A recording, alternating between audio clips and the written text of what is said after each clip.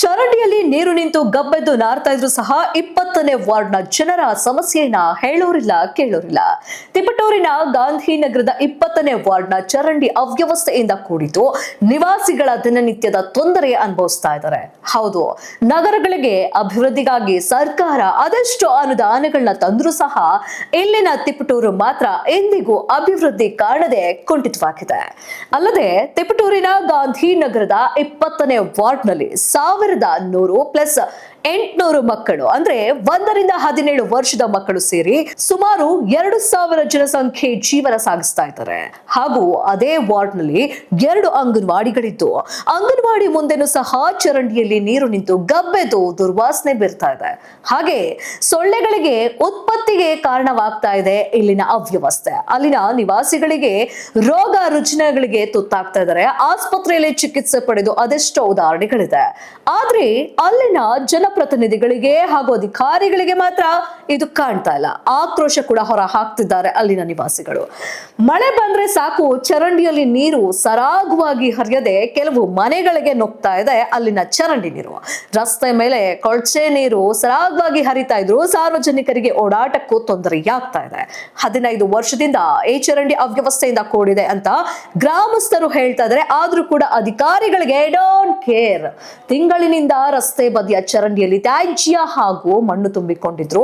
ಕಲುಷಿತ ನೀರು ಚರಂಡಿ ಒಳಗಡೆ ಹರಿತಾ ಇದ್ರು ಕೂಡ ಚರಂಡಿಯಲ್ಲಿ ನೀರು ಸರಾಗವಾಗಿ ಮುಂದೆ ಸಾಗದೆ ಬ್ಲಾಕ್ ಆಗಿದ್ರು.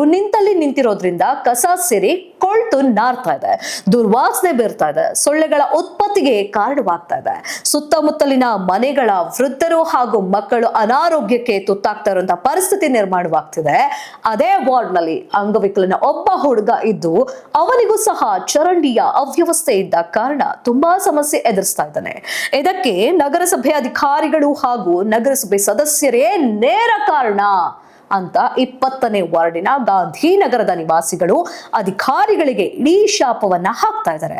ಸಮಸ್ಯೆಗಳನ್ನ ಹೇಳೋರಿಲ್ಲ ಕೇಳೋರಿಲ್ಲ ಅಂತ ನಮ್ಮ ವಿಜಯ ನ್ಯೂಸ್ ವರದಿಗಾರರ ಮುಂದೆ ತಮ್ಮ ಅಳಲನ್ನ ತೋಡಿಕೊಳ್ತಾ ಇದ್ದಾರೆ ಅಲ್ಲಿನ ಜನಪ್ರತಿನಿಧಿಗಳು.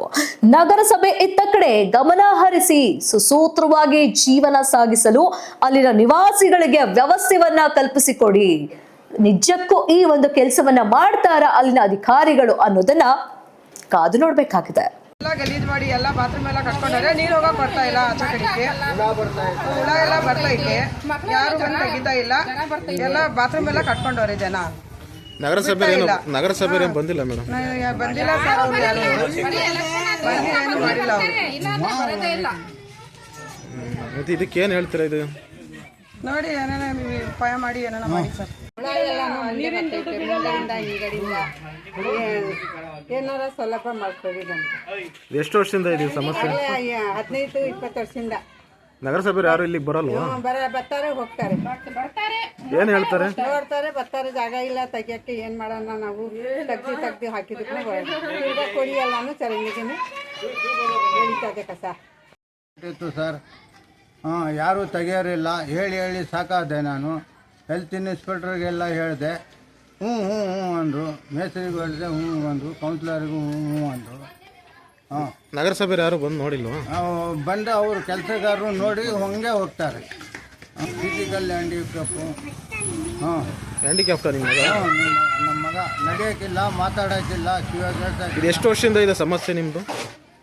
ನಮ್ಮದು ಒಂದು 15-20 ವರ್ಷದಿಂದ ಹಿಂಗೆ ತೆಗೆಯೋ ಚರಂಡಿ ಎಲ್ಲ ಬಿದ್ದೋಗ್ಬಿಟ್ಟಿದೆ. ನಿಮ್ಮ ಹೆಸರು?